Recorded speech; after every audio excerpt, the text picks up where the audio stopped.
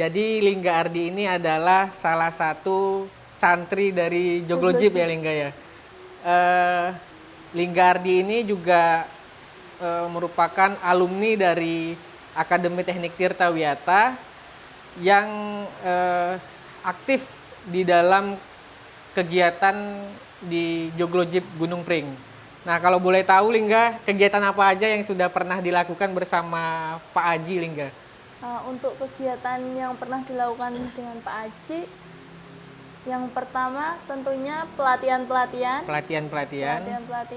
proyek dari proyek perizinan, air minum, air limbah dan sebagainya.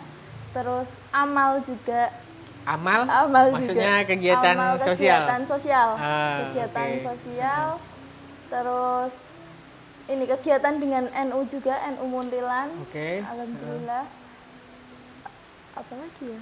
Nah, kalau untuk kegiatan selama perkuliahan di Akatirta itu rentetannya seperti apa Lingga? Yang pernah kegiatan proyek yang pernah Lingga lakukan selama kegiatan perkuliahan. Jadi kuliah sambil kerja gitu. Yang pernah dilakukan apa aja? Selama kuliah sambil kerja ini Lingga ikutnya yaitu Mas pelatihan di PDAM. Jadi asistennya Pak Aji, kadang jadi junior instruktur dari Pak Aji. Terus proyek seperti yang kita bahas tadi, proyek UKL UPL, terus proyek perizinan. Lebih ke, kalau Pak Aji spesifiknya lebih ke air sih Mas. Lebih ke air minum ya? Lebih ke air minumnya. Ya. Tetapi tentang di luar air minum, seperti misalnya penyusunan dokumen lingkungan, UKL UPL, DPLH, AMDAL, sama DLH itu tentunya di Joglojib banyak ya Lingga ya? Banyak Mas. Banyak ya. Salah satunya itu tadi UKL UPL ya kan? UPL. Nah, jadi kita di Joglojib Gunung Pring itu juga menyusun dokumen lingkungan hidup. Jadi kita membantu perusahaan-perusahaan yang ada di sekitar masih di Jawa Tengah, di Yogyakarta, itu kita melakukan penyusunan perizinan dokumen lingkungan hidup. Nah kalau boleh tahu tips dan triksnya apa saja Lingga? Ini kita sambil diskusi sama teman-teman gini, santai aja gitu. Tips dan trik untuk penyusunan dokumen UPL. Yang pertama benar-benar harus di briefing. Jangan sampai kita turun lapangan itu nggak tahu apa-apa, itu jangan. Jadi hari pertama itu kita harus briefing apa yang harus kita lakukan, apa yang akan kita kerjakan, langkah-langkahnya, step-stepnya. Di lapangan kita mau di lapangan kita mau ngapain, itu kita harus ada listnya. Harus dibikin list dulu ya? Dibikin list dulu. Terus nanti baru kita turun lapangan. Kita turun lapangan berbekal list tadi kan Mas. Job desk gitu ya? Job desknya. Terus apa yang harus kita cari dulu. Jadi kita kan di daftar ini kita udah tahu apa yang harus kita cari, apa yang harus kita lakukan. Terus nanti tinggal kitanya yang mau, ini biar mempersingkat waktu. Seumpama kita dapatkan biasanya kalau di Pak Aji ini nggak cuma satu proyek. Jadi kadang 2-3 proyek berjalan sekaligus. Jadi kita di list ini, modal list ini kita nanti bisa mempersingkat waktu. Kalau kita ke lokasi A, B, C secara berurutan, itu kita bisa mempersingkat waktu. Tapi kalau kita nggak punya list, kadang kita bingung. Saya pernah Mas, untuk yang dulu pertama kali di puskesmas yang Klaten itu, saya nggak punya list. Hari pertama saya nggak punya list, jadi saya ke Manis Renggo dulu, terus ke Pedan, terus baru ke Mbayat, kan itu muter sebenarnya Mas. Harusnya saya cari yang paling jauh dulu, titik terjauh dulu, yang paling jauh selesai hari itu, nanti baru yang lebih deket lagi, terus hari terakhirnya ini kita tinggal bolak-balik tapi di lokasi yang paling terdekat. Di lokasi yang paling terdekat, kalau itu berarti kan itu manajemen proyeknya, manajemen waktu, manajemen data, jadi apa yang harus kita lakukan terdahulu, terus bagaimana kita bisa menyelesaikan pekerjaan penyusunan dokumen UKL UPL itu sesuai dengan waktu yang telah ditentukan. Nah, kalau untuk dari saya sendiri, tips dan triksnya itu yang pertama kita berpatokan kepada undang-undang yang berlaku saat ini, yaitu Undang-Undang nomor Undang-Undang dari Permen LHK nomor 16 tahun 2012. Nah, di situ merupakan tentang pedoman penyusunan dokumen lingkungan hidup, mulai dari UKL-UPL, DPLH, AMDAL, maupun dokumen evaluasi lingkungan hidup. Nah, jika kita sudah memegang undang-undang itu, kita tinggal mengikuti alur proses yang akan dilakukan. Misalnya di dalam undang-undang tersebut, sebenarnya bukan undang-undang ya, di dalam permen LH tersebut sudah ditentukan kerangka dokumen yang akan kita susun gitu. Nah, kalau untuk tips dan triksnya, yang pertama kali tetap kita melakukan survei lapangan.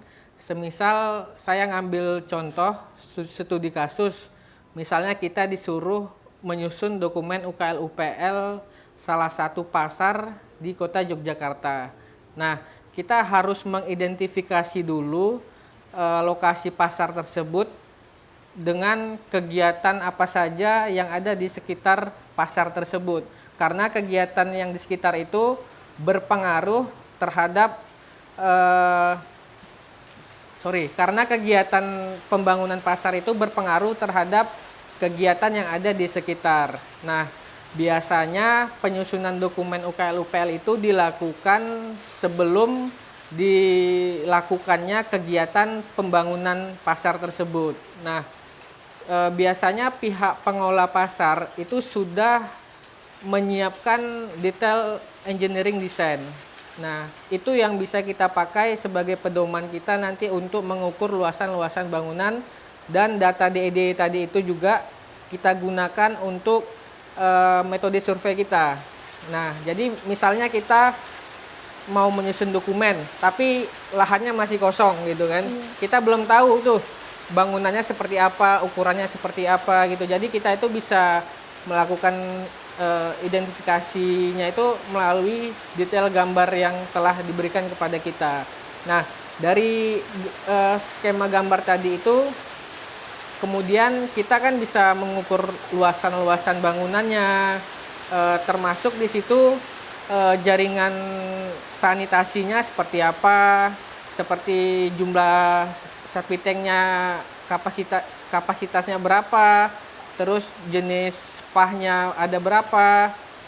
Spah itu saluran pemanfaatan air hujan. Jadi di setiap bangunan itu harus ada saluran pemanfaatan air hujan. Juga kita harus menghitung RTH-nya berapa. RTH itu adalah ruang terbuka hijau ya, hingga ya. Jadi syaratnya ruang terbuka hijau itu di dalam satu bangunan atau di dalam satu kajian itu paling minimal itu 30% dari luas total lahan yang telah disediakan. Nah, jika kita sudah melakukan survei, sudah melakukan identifikasi deskripsi wilayah tersebut, dan kita langsung menyusun untuk identifikasi dampaknya dulu, Lingga. Jadi di dalam UKL-UPL itu kan nanti ada beberapa tahap kegiatan, ya kan? Iya. Termasuk di situ nanti ada tahap pasca konstruksi yang pertama kali biasanya, terus tahap konstruksi, kemudian ada tahap pasca konstruksi atau tahap operasional. Nah, dari tiga lingkup kegiatan besar itu ada kegiatan-kegiatan kecil, ya kan? Misalnya di tahap prakonstruksi, di situ kita ada perekrutan tenaga kerja, ya kan? Ada perekrutan tenaga kerja. Terus di situ ada tahapan penyiapan lahan, pembelian lahan. Karena dari kegiatan-kegiatan tersebut itu sangat berpengaruh terhadap kegiatan yang ada di sekitar, ya kan? Jadi kita bisa mengidentifikasi nih dampak dari kegiatan tersebut itu positif apa negatif, ya kan, Lingga? Nah, misal kegiatan perekrutan tenaga kerja, ya kan? Nah, itu apakah tenaga kerja yang akan direkrut itu tenaga kerja dari warga sekitar? Nah, jadi biasanya pihak pengelola itu harus harus memprioritaskan tenaga kerja yang ada di sekitar dengan syarat itu ada catatan atau kualifikasi tersendiri. Jadi tetap ada tesnya nanti dulu enggak ya. Nah, terus setelah kita melakukan identifikasi dampak di tahap prakonstruksi, kita masuk ke tahap konstruksi. Di situ ada tahap pembangunan, terus kita identifikasi kegiatannya apa aja. Misalnya ada pembangunan gedung, ada pemadatan, atau itu semua ada kegiatan ada dampak-dampak yang akan ditimbulkan. Termasuk perhitungan mobil dan sepeda motor yang kendaraannya semua. keluar Jadi masuk. Misalnya seperti Lingga bilang tadi kan itu ada kegiatan mobilisasi. Peralatan dan material. Iya. Nah, itu harus kita perhitungkan juga volume ritase atau pengangkutan hilir mudik itu berapa, jumlah truk yang dipakai berapa buat ngangkat tanah timbun. Dan yang paling penting itu lokasinya mau di mana gitu.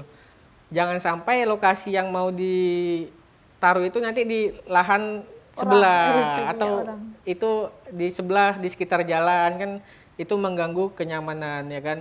Nah, itu termasuk dalam tahap identifikasi. Semua nanti sampai tahap operasional juga begitu. Nanti ada timbulan limbah cair, timbulan limbah padat, timbulan limbah B3.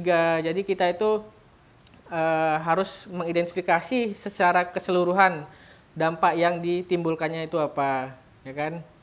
Nah, kalau misalnya sudah identifikasi dampak, kemudian kita masuk ke tahapan evaluasi dampak, ya kan? Jadi dampak yang telah kita identifikasi menggunakan bagan alur, tadi kita sajikan ke dalam matriks, namanya matriks pengelolaan dan pemantauan lingkungan hidup. Jadi matriks itu kita diuraikan, nanti teman-teman bisa melihat di Permen LH nomor 16 tahun 2012. Di situ sudah ada form-form semuanya dari tahap awal sampai tahap akhir itu seperti apa. Nah, jika teman-teman sudah melihat nanti bisa disesuaikan dengan kegiatan yang akan dilakukan itu seperti apa. Nah, ini tahap evaluasi dampak. Nah, selanjutnya kalau jika dokumennya sudah tersusun sesuai dengan Permen LH yang berlaku itu, kita langsung mengajukan surat ke LH sekitar. Nah, misalnya kita kegiatannya ada di Kabupaten Magelang, kita masuk ke LH Kabupaten Magelang. Di Jogja kegiatannya di Jogja, ya. Terus apabila kawasan yang luang lingkup kita itu melewati 2 kabupaten, itu biasanya kita bukan LH kabupaten yang kita yang maksudnya apabila kegiatan itu melintasi dua wilayah ya kan. Nah, itu kita harus ke LH provinsi. Jadi misalnya kita di wilayah Magelang sama wilayah misalnya yang paling terdekat di sini Klaten ya. Jadi itu harus ke LH Provinsi Jateng yang ada di Kota Semarang. Berarti kalau seumpama nih di daerah kita kan Mas, Magelang dan Jogja itu kan berdekatan. Kalau wilayahnya ada di Magelang dan Jogja, sedangkan Magelang Jogja itu udah beda provinsi. Itu kita masukinnya, mungkin teman-teman bertanya juga, itu masukinnya ke LH. Jadi kalau misalnya 2 wilayah yang beda provinsi, itu biasanya nanti ibaratnya dipotong itu. Jadi untuk tetap ya untuk Sleman berapa, untuk Jogja berapa nanti. Kan itu kan udah beda provinsi. Kalau berarti Magelang sama Sleman. Magelang Sleman ya, oke. Jadi kalau Magelang masuk ke Magelang, yang Sleman masuk ke daerah Sleman. Berarti tetap harus membuat 2 dokumen. Iya, tetap harus membuat 2 dokumennya. Nah, terus jika kita sudah melakukan evaluasi dampak, kan tadi kan udah masuk ke LH ini. Jadi kita mengajukan surat permohonan, kita harus mengetahui dulu jenis UKL-UPL kita itu apa. Apakah ini UKL-UPL baru atau UKL-UPL revisi. Maksudnya UKL-UPL revisi itu adalah misalnya pihak pengelola itu sudah mempunyai UKL-UPL, tetapi ada penambahan untuk dokumen baru. Nah, berarti itu termasuk ke dalam kegiatan perubahan arahan izin lingkungan itu. Termasuk pembangunan ya? Iya, termasuk pembangunan. Misalnya pada tahun 2018 luas bangunan itu cuma 500 meter persegi. Kemudian di tahun 2020 bangunannya itu ditambah menjadi 600 meter persegi. Itu kan menambah menjadi 100. Nah, itu harus dokumen izin lingkungan itu tetap harus diperbarui. Iya. Nah, apabila sudah masuk ke LH, selanjutnya kita masukkan surat permohonan, kita masukkan dokumen yang sudah kita susun, kemudian LH itu biasanya langsung menentukan nanti setelah dikoreksi ya, LH itu menentukan kapan waktu untuk persidangan. Jadi kalau UKL-UPL itu kita ada kegiatan persidangan atau pembahasan yang dinilai oleh stakeholder terkait.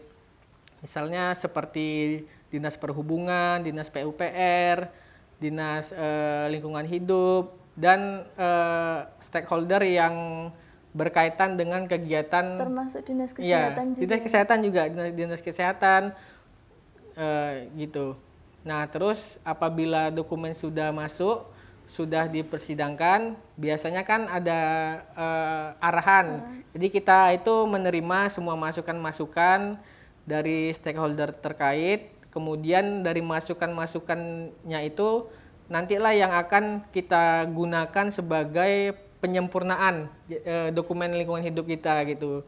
Jadi di sini di dalam penyusunan dokumen UKL-UPL itu banyak orang terlibat di dalam dokumen UKL-UPL.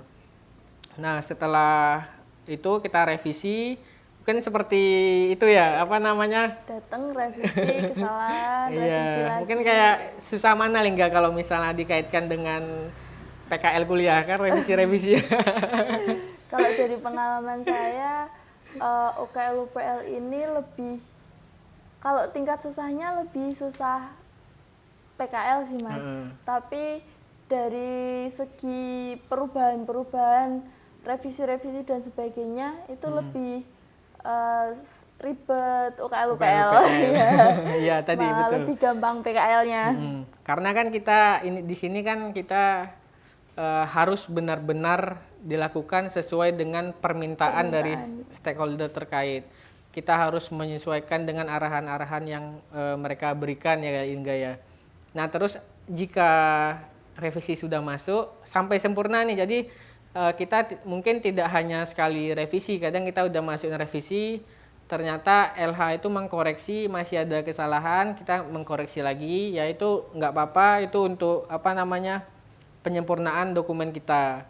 Jika sudah ACC semuanya, nah terus biasanya LH itu menginstruksikan kalau kita harus mencetak dokumennya misalnya 3 kali, yang asli 1, yang kopian 2. Terus kita juga harus menyiapkan untuk misalnya untuk pihak pengelola pasarnya ada 2. Jadi nanti setelah revisi dan di ACC itu barulah surat izin lingkungan itu diturunkan gitu. Jadi prosesnya itu ya memakan waktu sekitar 2 sampai 3 bulan ya Lingga ya.